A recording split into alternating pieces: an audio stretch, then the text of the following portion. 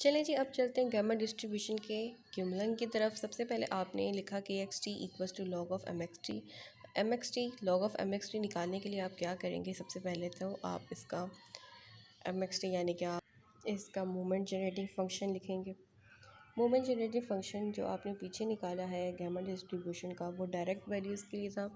मतलब कि आप डायरेक्ट भी निकाल सकते हैं, mu 1 prime, mu 2 prime, mu 3 prime, mu 4 prime. M x t के लिए आप ये भी कर सकते हैं, आप उस मेथड को भी फॉलो कर सकते हैं। मोमेंट जनरेटिंग फ़ंक्शन अगर आपको फाइंड आउट करने के लिए कहा जाए, आप उस मेथड से भी कर सकते हैं, आप इस मेथड से भी कर सकते हैं। मैं आपको अब इस मेथड से करा रही हूँ क्योंकि क्यूमुलन में आपको मोमेंट जनरेटिंग फ़ंक्शन की एक फॉर्म चाहिए, मतलब गामा डिस्ट्रीब्यूशन के मोमेंट जनरेटिंग फ़ंक्शन की फॉर्म चाहिए आपको, एग्जैक्ट फॉर्म बनती है। तो इसलिए अब आप हम इसे खोल नहीं रहे और अब इसको समराइज़ करके लिखेंगे। यानी कि आप दोनों मेथड से कर सकते हैं, आपकी मर्ज़ी है। आप उस मेथड से मोमेंट जनरेटिंग फ़ंक्शन निकाल सकते हैं, आप इस मेथड से भी निकाल सकते हैं।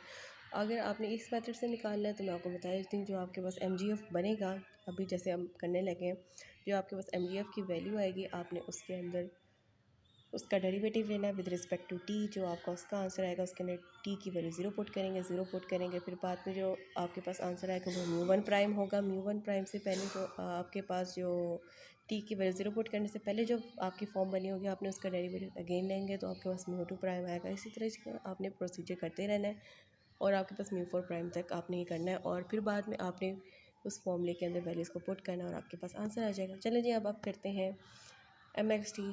इस मेथड से आपने सबसे पहले तो कॉन्स्टेंट टर्म को सेपरेट कर लिया, अंदर वाली वैल्यूज़ की जो बेसिस सेम थे उनकी पावर्स को एडअप कर लिया, तो आपके पास e की पावर -1 माइनस टी एक्स आपके पास आ चुका है। आपने क्या किया, अब आगे क्या करते हैं, आगे आपके पास ये एक फॉर्म है। अब आपके पास ये एक फॉर्म बन रही है 0 टू इन्फिनिटी e की पावर माइनस ए एक्स यानी कि कांस्टेंट समथिंग वेरिएबल, x की पावर अल्फ़ा-1 यानी कि वेरिएबल की पावर अल्फ़ा-1 d of x is equal to, आप इसके अंदर क्या करते हैं, x की पावर अल्फ़ा-1 यानी कि -1 से जो पहली वैल्यू होती है, आप उसका गामा ले लेते हैं। e की पावर समथिंग जो कांस्टेंट है, आपने कांस्टेंट लिखा और साथ आपके पास अल्फ़ा आ जाएगा, यानी कि x की पावर अल्फ़ा-1 से जो पहली वैल्यू होती है उसका वो आ जाएगी। अब आपने इस फॉर्म को सॉल्व करना है। अब इस फॉर्म को सॉल्व कैसे करेंगे कि आपने सबसे पहले तो आपने लिखा x की पावर अल्फ़ा-1 में जो वैल्यू थी, जो अल्फ़ा थी, उसकी आपने लिखा गामा अल्फ़ा ओवर जो आपके पास ई वैल्यू थी, कांस्टेंट वैल्यू, आपने वो लिखी और उसकी पावर जो x की पावर अल्फ़ा-1 थी माइनस अल्फ़ा, तो आपने उसकी पावर लिखी अल्फ़ा। अब आपके पास क्या बचा, अब आपके पास गामा अल्फ़ा के साथ कट गई है वैल्यूज़, तो आप इसको काट लीजिए।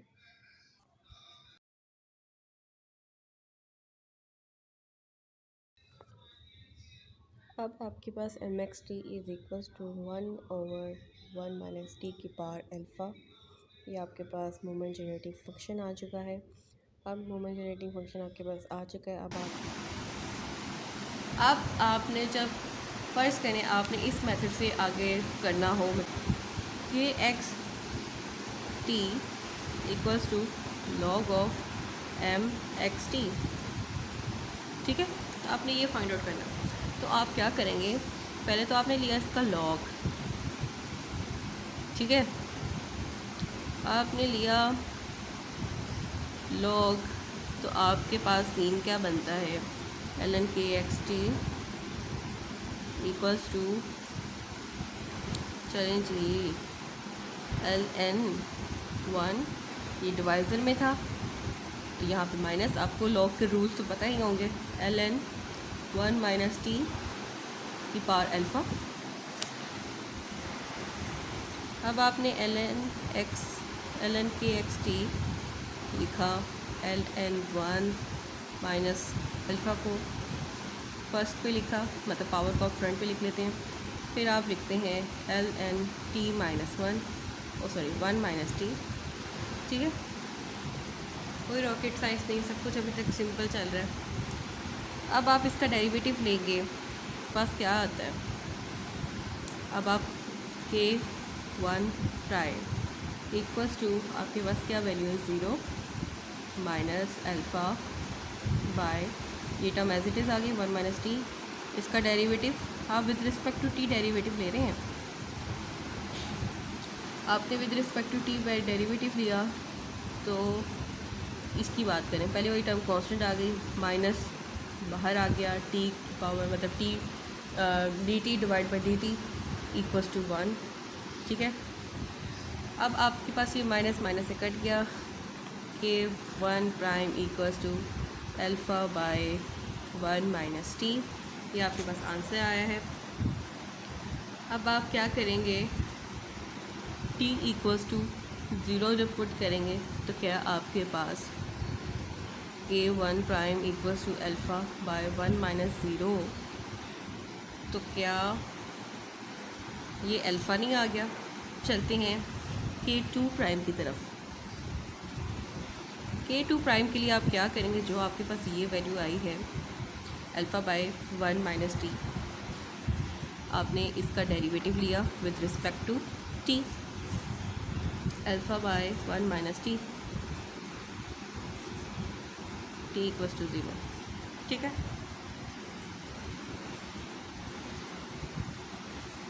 तो आपने पहले तो कांस्टेंट टर्म को सेपरेट कर लिया, बाहर निकाल लिया, इसका डेरिवेटिव लेंगे तो कैसे लेंगे, डी टी 1 माइनस टी की power minus 1।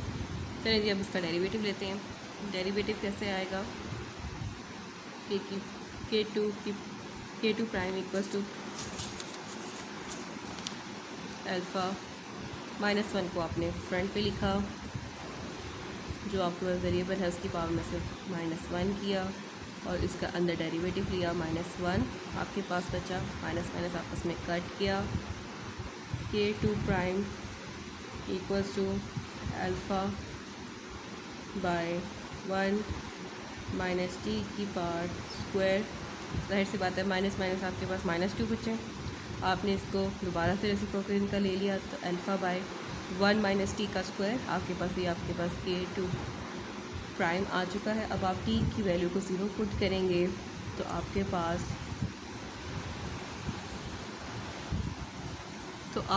K2 prime equals to alpha आ जाएगा, ठीक है। ये आपके पास K2 प्राइम की वैल्यू आ चुकी है।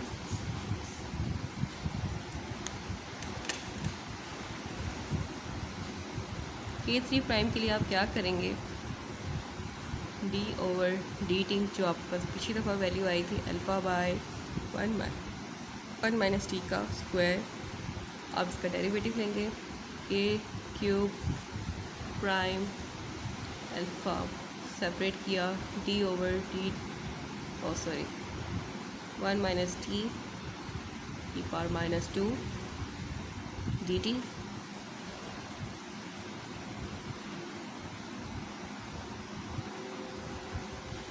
K3 प्राइम अल्फ़ा पावर को आप फर्स्ट पे लिख लेते हैं, जो आपके पास वेरिएबल टर्म होती है उसमें से आप माइनस 1 करते हैं, फिर आप अंदर वाली चीज़ का डेरिवेटिव लेते हैं जो स्क्वायर के अंदर होती है, मतलब पावर के अंदर वाली चीज़ का लेते हैं, तो आपके पास वो माइनस 1 बचा, माइनस माइनस आपस में कट किया, K3 प्राइम इक्वल्स टू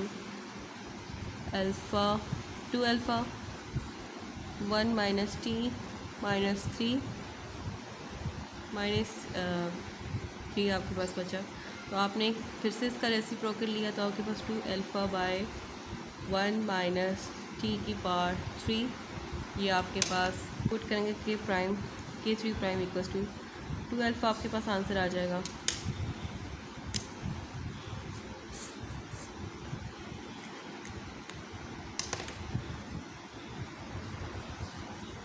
अब आपके पास जो ये टर्म आई है 0 पुट करने से पहले की, आपने उसको लिखा 2 अल्फ़ा 1 माइनस टी की पावर क्यूब,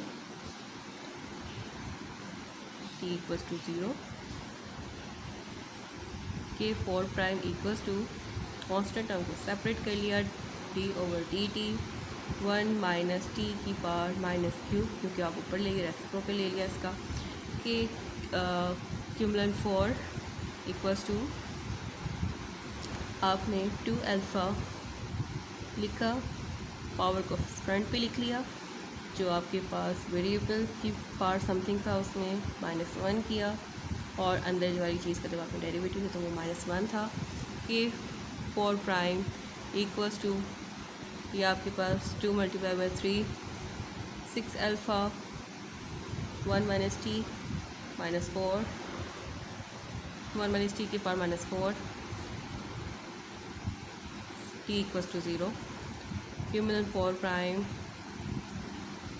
तो आपके पास क्या बना 6 अल्फ़ा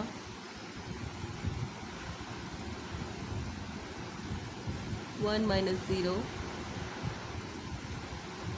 पुट कर लेते ना टी की वैल्यू 0, आपके पास के 4 प्राइम इक्वल्स टू 6 अल्फ़ा, ये आपके पास 6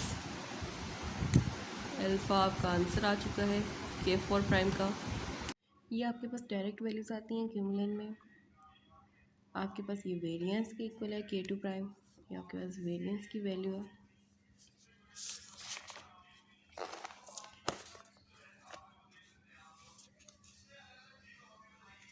ये आपके पास मीन की वैल्यू है।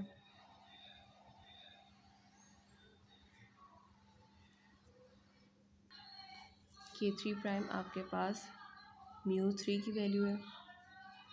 K4 आपके पास आप निकालना पड़ता है इसके लिए, तो आप क्या लिखेंगे μ4 equals to K4 prime plus 3 K2 prime का स्क्वायर, तो आपके पास क्या आएगा μ4 equals to K4 is equals to 6 alpha plus 3 K2 आपके पास अल्फ़ा का स्क्वायर, μ4 अब आपके पास क्या आंसर आता है μ4 का 6 अल्फ़ा प्लस 3 अल्फ़ा का स्क्वायर, ये आपके पास आपका आंसर आ चुका है। μ4 is equals to 3 alpha square plus 6 alpha.